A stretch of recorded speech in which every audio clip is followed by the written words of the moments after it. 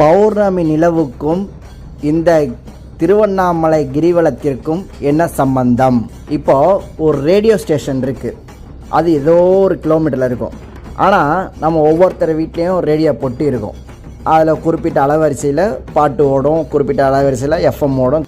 இப்படி இந்த அலைவரிசை, அதாவது ஒரு ஃப்ரீக்வன்சி, இந்த ஃப்ரீக்வன்சி எப்படி எங்கே இருந்தோ ஒரு ஆப்ரேட் பண்ணுறாங்க, எங்கே இருக்கிற நமக்கோ அந்த பாட்டு கேட்குது. அதே போல தான் அந்த பௌர்ணமி நாட்களில் இந்த பூலோகத்திற்கும், அதாவது நம்மளோட உலகத்திற்கும் மேலே உள்ள தேவலோகத்திற்கும், அதாவது கைலாச உலகத்திற்கும் கதிர்வீச்சுகள் அதிகமாக அன்னைக்கு பரவக்கூடும். இந்த நிலாவில் முழு நில வெளிச்சத்தினால அன்னைக்கு கதிர்வுகள் மிக பயங்கரமாக இருக்கும்.